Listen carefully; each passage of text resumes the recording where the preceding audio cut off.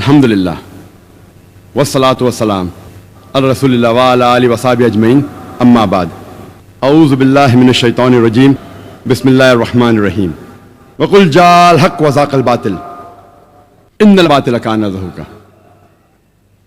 Rabbi इश्रह ली सदरी व यस्सिर ली अमरी वहलुल उक़दतम मिन लिसानी यफ़क़हू क़ौली। मेरे मोहतरम बुजुर्गों और मेरे अजीज भाइयों और बहनों, अस्सलामु अलैकुम वरहमतुल्लाहि वबरकातुहू। अल्लाह सुब्हाना व तआला की सलामती, रहमत और बरकत आप सब पर हो। जैसे आप जानते हैं कि मैं तकरीर अक्सर अंग्रेजी में करता हूं और उर्दू पे मुझे महारत नहीं है, लेकिन चंद मौक़ों पर जब ऑर्गेनाइजर इसरार करते हैं मैं कोशिश करता हूं कुछ बात कहूं उर्दू या हिंदी में। क्योंकि मेरी तालीम अंग्रेजी में हुई है तो जाहिर है कि इस उर्दू या हिंदी तकरीर में काफ़ी गलतियां करूंगा। तकरीर के पहले मैं आप सबसे माज़रत चाहता हूं और उम्मीद रखता हूं कि आप मेरे इन गलतियों को नज़रअंदाज करेंगे और इस तकरीर के मवाद पर तवज्जो देंगे। तकरीर शुरू करने के पहले मैं आज़म कैंपस के मैनेजमेंट कमेटी का शुक्रगुजार हूं कि उन्हें प्रोग्राम माशाअल्लाह 3 दिन के लिए ऑर्गेनाइज किए। और उसके बाद मैं पूना पुलिस फोर्स का शुक्रगुजार हूं कि वो पूरी कोशिश कर रहे हैं कि प्रोग्राम अमन से जाए। और महसूस हुआ तो कल और आज भी उनने डॉग के बॉम्ब स्क्वाड भेजे कि अगर कोई चाहता है कि इस प्रोग्राम को नुकसान पहुंचाए तो उसे पकड़ ले।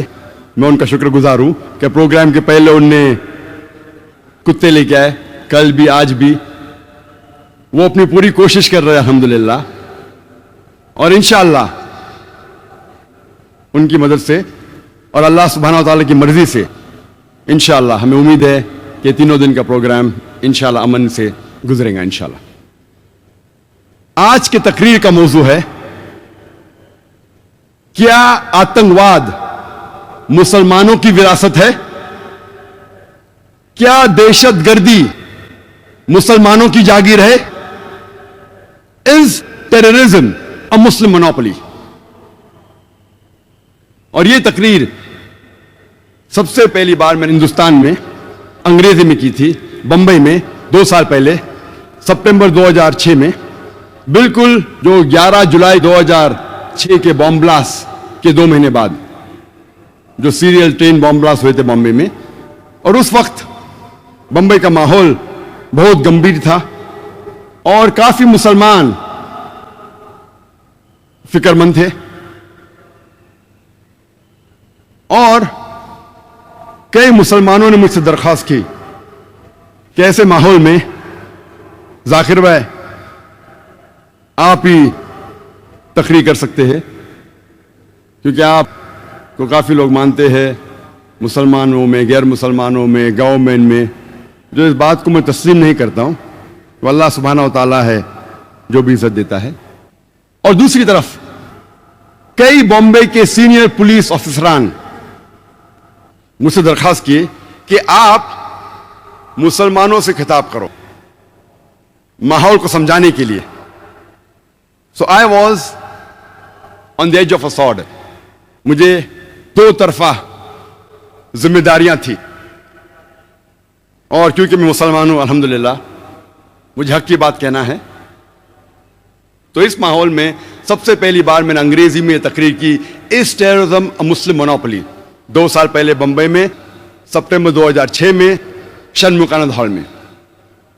इंटरनेशनल मीडिया में 2005-2006 में एक बहुत मशहूर जुमला हमेशा टेलीविजन पे, रेडियो पे, मैगजीन पे, न्यूज़पेपर पे हमेशा दोहरा जा रहा था। वो था, हर मुसलमान आतंकवादी नहीं है, लेकिन हर आतंकवादी मुसलमान है। Every Muslim is not a terrorist, but every terrorist is a Muslim. और ये जुमला 11 जुलाई 2006 बॉम्बे ट्रेन सीरियल ब्लास्ट के बाद बॉम्बे में भी मशहूर हुआ। तो इस जुमले ने मुझे तहकीक करने पे मजबूर किया और उस जुमले ने यह तकरीर को जन्म दिया। क्या आतंकवाद मुसलमानों की विरासत है? और क्योंकि हमारा रिसर्च सेंटर है इस्लामिक रिसर्च फाउंडेशन, मैंने रिसर्च की कि चंद सैकड़ों सालों में जितने आतंकवादी हमले हुए मैंने उन पर रिसर्च की और तहकीक करने की कोशिश की कि ये जुमले में कितनी सच्चाई है, जो मैं आज आपके सामने पेश करूंगा। सबसे पहले मैंने यह जानने की कोशिश की कि आतंकवाद का डेफिनेशन क्या है। What is the definition of the word terrorism? और बहुत तहकीक करने के बाद यह पता लगा कि आतंकवाद का माना जो है वो बहुत पेचीदा है और मुख्तलिफ है। आतंकवाद को डिफाइन करना नामुमकिन के बराबर है, क्योंकि यह डेफिनेशन, यह माना हर वक्त बदलता है depending upon the geographical location, depending upon the historical background. इलाके के एतबार से यह डेफिनेशन बदलता है, तारीख के एतबार से यह डेफिनेशन बदलता है। इसीलिए आतंकवाद, टेररिज्म को डिफाइन करना इज नेक्स्ट टू इम्पॉसिबल, नामुमकिन के बराबर है। लेकिन तहकीक में यह पता लगा कि सबसे पहली बार यह लफ्ज टेररिज्म, आतंकवाद या दहशतगर्दी, सबसे पहले यह इस्तेमाल किया गया था सन 1790s में, और सबसे पहले बार यह वर्ड टेररिज्म इस्तेमाल किया था एक अंग्रेज ने जिसका नाम था एडवर्न बर्क। फ्रेंच रेवोल्यूशन के टाइम पे जैकोबिन डोमिनेटेड फ्रेंच गवर्नमेंट को डिस्क्राइब करने के लिए इस्तेमाल किया गया था। और 1793, 1794 में वो दौर कहलाया जाता था द रेन ऑफ टेरर, दहशत का दौर। और मैक्सिमिलियन रॉबस्पियर ने, कहा जाता है, क्या 5 लाख से ज्यादा द एनिमीज ऑफ स्टेट, देश के दुश्मनों को जो वो कहता था, उनको पकड़ लिया, 40,000 से ज्यादा का कत्ल किया। गिलोटीन, गिलोटीन में सिर को काट देना। 2 लाख से ज्यादा लोगों को डिपोर्ट किया, देश के बाहर कर दिया। 2 लाख से ज्यादा को भूख के मारे मौत के घाट उतार दिया। तो सबसे पहली बार यह ब्रिटिश स्टेट्समैन एडवर्न बर्क ने इस्तेमाल किया था फ्रेंच रेवोल्यूशन के टाइम पे फ्रेंच गवर्नमेंट को डिस्क्राइब करने के लिए मैक्सिमिलियन रॉबस्पियर को। जब हम आतंकवादी हमले की तहकीक करते हैं तो पता लगता है वक्त नहीं है कि सारे सैकड़ों सालों के बारे में तकरीर करूं मैं, पूरा दिन भी देंगे तो कम होगा। चंद मौके पेश करूंगा आप लोगों के सामने।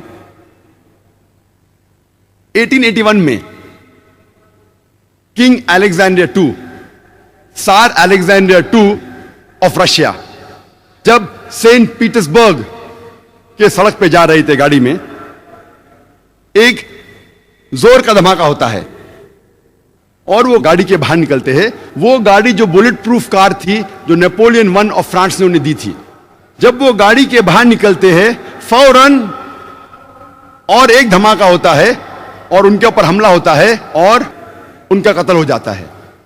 वो आदमी का नाम जिसने किंग अलेक्जेंडर II, सार अलेक्जेंडर II ऑफ रशिया का कत्ल किया, उसका नाम था इग्नेसी। वो एक पोल था बर्बक्स का, वो गैर मुस्लिम था। सन 1886 में हे मार्केट स्क्वायर शिकागो में एक लेबर रैली में, बड़ा जुलूस था लेबर का, उसके अंदर एक बम फेंका जाता है पुलिस के ऊपर और पुलिसमैन डीगन मर जाता है। फौरन पुलिस और लोगों में झगड़ा हो जाता है और इस झगड़े में 7 पुलिसमैन और मारे जाते हैं और कुल मिला के 12 की हत्या होती है। और इसके जिम्मेदार थे 8 अनार्किस्ट। 8 के 8 गैर मुस्लिम थे, मुसलमान नहीं थे। 6 सितंबर 1901 में यूएस प्रेसिडेंट जो उस टाइम था विलियम मैकिनली, उसकी हत्या होती है। He is assassinated. 2 बार गोली मारा जाता है। गोली मारने वाले का नाम था लियोन। वो एक अनार्किस्ट था, गैर मुस्लिम था, मुसलमान नहीं था। 1 अक्टूबर सन 1910 में लॉस एंजलिस टाइम्स, उसके बिल्डिंग में, लॉस एंजलिस कैलिफोर्निया यूएसए में, एक बम धमाका होता है और 21 लोग मारे जाते हैं। उसके जिम्मेदार थे जोसेफ और जेम्स मकनामारा। दोनों गैर मुस्लिम थे। 28 जून 1914 में आर्क ड्यूक ऑफ ऑस्ट्रिया और उसकी बीवी की हत्या होती है। इसके वजह से जंग शुरू होती है, वर्ल्ड वॉर 1 की जंग, दुनिया की जंग नंबर 1, वर्ल्ड वॉर 1 शुरू होती है। और इसके जिम्मेदार थे एक ग्रुप जिसका नाम था यंग बॉस्नियंस, और इसमें अक्सर सर्ब्स थे, गैर मुसलमान थे। 16 अप्रैल 1925 में सेंट नेडेलिया चर्च, जो बल्गेरिया के कैपिटल सोफिया में था, वहां एक बम धमाका होता है और 150 लोग की हत्या होती है और 500 से ज्यादा घायल होते हैं। यह बल्गेरिया की हिस्ट्री में सबसे बड़ा आतंकवादी हमला था।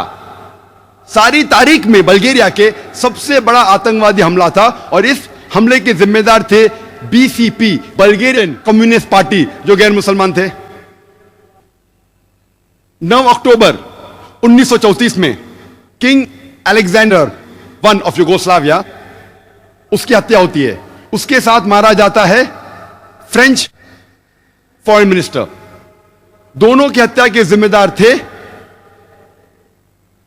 लाडा जोसेफ, जो गैर मुसलमान थे, मुस्लिम नहीं थे।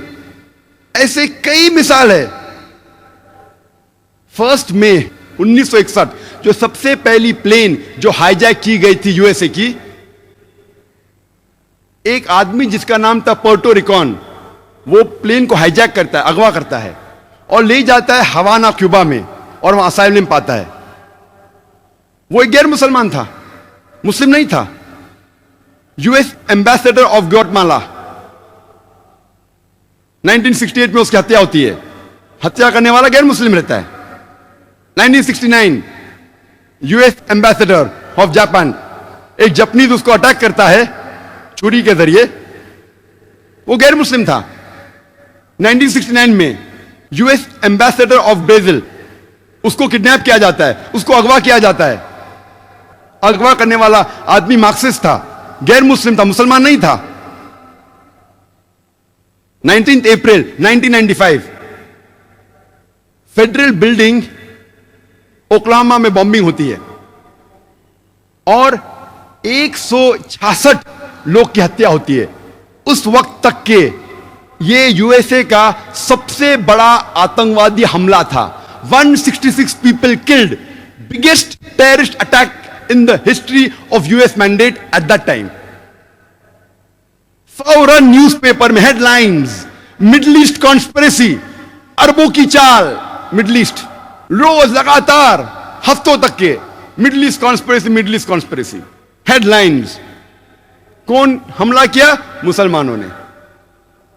तहकीक के बाद मालूम पड़ता है जिम्मेदार थे 2 राइट विंग अमेरिकन लोग, निकोलस एंड टिमोथी, 2 लोग। लेकिन जब पकड़े जाते, 1 या 2 दिन आता है पेपर में, उसके बाद न्यूज गायब। हफ्तों तक मुस्लिम जिम्मेदार, मुस्लिम जिम्मेदार, पकड़ा जाता आदमी, 1-2 दिन बाद में न्यूज गायब, क्योंकि गैर मुस्लिम था। ऐसी में हजारों मिसाल दे सकता हूं, वक्त नहीं है। मैं ये नहीं कहता हूं कि मुसलमानों ने आतंकवादी हमले नहीं किए, लेकिन तहकीक पे पता चलता है कि अक्सर मेजॉरिटी जो हमले हुए वो गैर मुसलमानों ने किए। और 1990 के पहले आप जो भी मुसलमान हमले की तहकीक करेंगे अक्सर वो पैलेस्टीनियन लोग हैं। उन्हें आतंकवादी कहेंगे क्या नहीं, इसमें इख्तिलाफ है। मैं कहा ना, आतंकवाद जो डेफिनेशन है इख्तिलाफी है। क्या पैलेस्टीनियन को आप आतंकवादी कहेंगे क्या नहीं, टेररिस्ट कहेंगे क्या नहीं, इसमें इख्तिलाफ है। अक्सर पैलेस्टीनियन है, वरना आपको बहुत कम मिलेंगे मुसलमान के हमले 1990 के पहले। और 1945 में जब ब्रिटिश हुकूमत कर रही थी जेरूसलम में, वहां कई यहूदी ग्रोह थे, आतंकवादी ग्रोह, टेररिस्ट ग्रुप्स बहुत से थे। मिसाल के तौर पे हगाना, इरगुन, स्टर्न गैंग, कई यहूदी आतंकवादी टेररिस्ट ग्रुप्स थे जिन्हें ब्रिटिशर्स कहते थे कि ये टेररिस्ट ऑर्गेनाइजेशंस है, आतंकवादी ग्रुप्स है। और ये ग्रुप एक अटैक करता है 22 जुलाई 1946 में होटल किंग डेविड में। और होटल किंग डेविड उस वक्त ब्रिटिशर्स का हेडक्वार्टर्स था, ब्रिटिशर्स का सेक्रेटरीट था जेरूसलम में, और मिलिट्री का भी हेडक्वार्टर्स था, और क्राइम इन्वेस्टिगेशन ब्यूरो भी था। उधर हमला होता है और एक यहूदी ग्रुप है जिसे कहते इरगुन, वो अरबों जैसे कपड़े पहन के अटैक करते हैं होटल किंग डेविड पे और 91 लोग की हत्या करते हैं। उनमें से 28 लोग ब्रिटिश थे, 17 लोग यहूदी थे, 41 लोग मुसलमान थे और 5 थे अदर्स, दिगर मजहब के। ये 91 लोग की हत्या जो होती है, ये ब्रिटिश तारीख में सबसे बड़ा अटैक ब्रिटिश हिस्ट्री में था ब्रिटिशर्स के अगेंस्ट। आज की तारीख तक के ब्रिटिशर्स में 91 लोग की हत्या एक हमले में नहीं हुई। जब वो जेरूसलम के अंदर जो हेडक्वार्टर्स था, और इसके जिम्मेदार थे यहूदी लोग, इरगुन गैंग, इरगुन टेररिस्ट ग्रुप, जिसके सदर थे मेनेकेन बिगिन। और इस ग्रुप के कई सदर थे, जैसे मैं कहा कि कई टेररिस्ट ऑर्गेनाइजेशंस थे, हगाना, इरगुन, स्टर्न गैंग। इनके सदर के कई नाम हैं, रैट्सपिक-हेगिन, मेनेकेन बिगिन, एरियल शेरॉन। ये सब लोग इस टेररिस्ट ग्रुप के सदर थे और ब्रिटिश गवर्नमेंट इन्हें कहती थी टेररिस्ट। बाद में जब इजराइल स्टेट बनता है, कई लोग लीडर बनते हैं इजराइल के, कई लोग प्राइम मिनिस्टर बन जाते हैं, टेररिस्ट लोग प्राइम मिनिस्टर बनते हैं। और उसके फौरन बाद जब मुसलमान पैलेस्टीनियन वही कॉज के लिए लड़ रहे थे कि हमें फ्रीडम मिलना चाहिए, यही लोग मेनेकेन बिगिन, एरियल शेरॉन, वही मुसलमान को आतंकवादी कहने लगे। कितने डबल स्टैंडर्ड्स, कितना डोगलेपना। वही लोग के लिए जब वो झगड़ रहे थे, आज पैलेस्टीनियनों कह रहे कि हमें फ्रीडम चाहिए और उन्हें कहते कि वो टेररिस्ट है।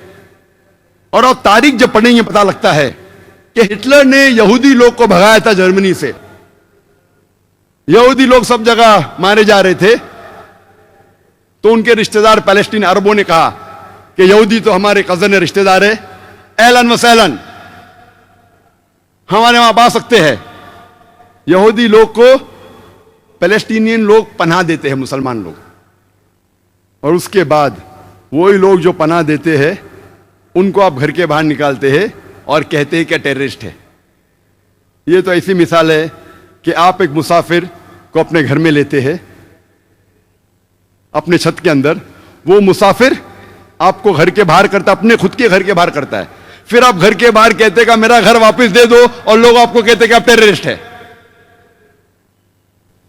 और जब आतंकवादी हमले की हम तहकीक करते हैं, पता लगता है कि जर्मनी में 1968 टू 1992 में एक ग्रुप थी, बदर मैनहॉफ, जो एक टेररिस्ट ग्रुप थी।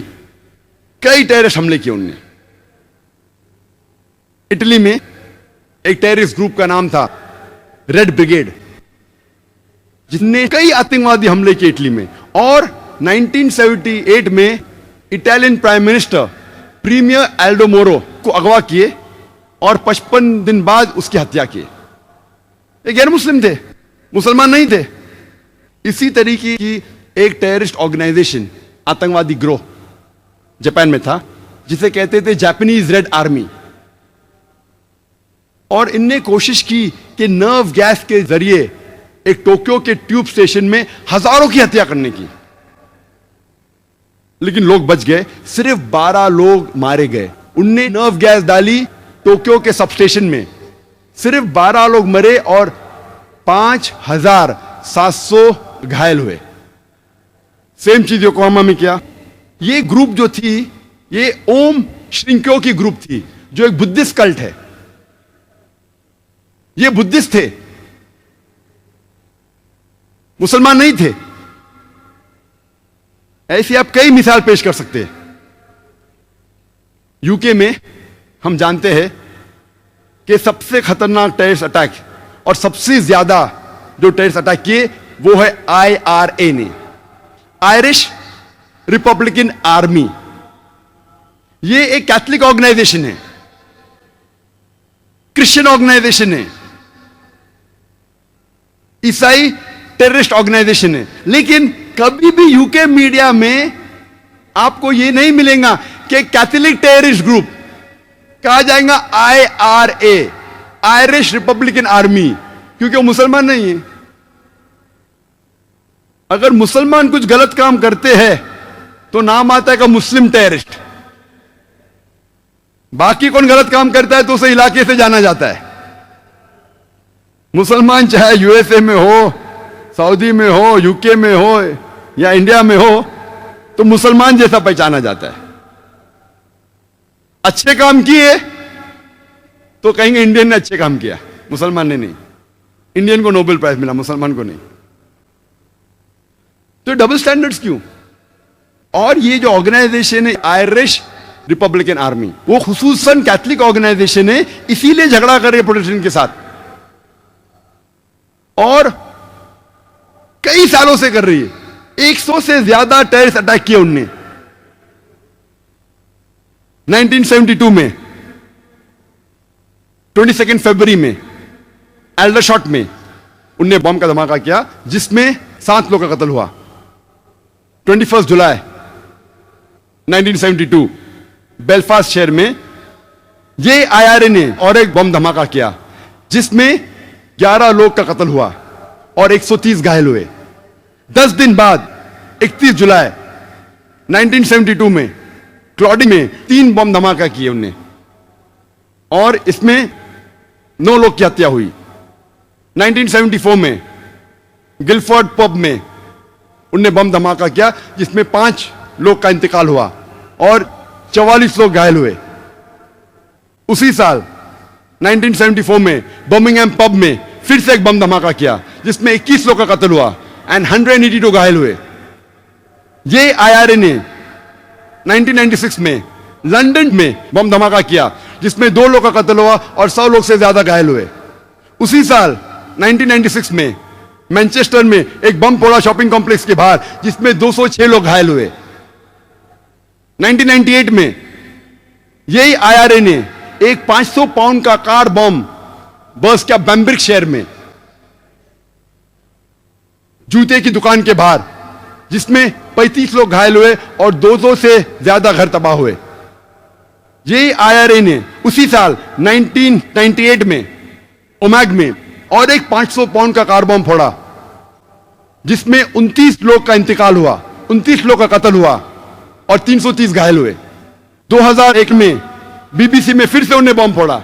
IRA के बारे में अगर मैं तकरीर करने लगूं तो एक दिन निकल जाएगा। कैथलिक लोग हैं, लेकिन कहा जाता है IRA, आयरिश रिपब्लिकन आर्मी। वाखिर दावाना अल्हम्दुलिल्लाह रब्बिल आलमीन।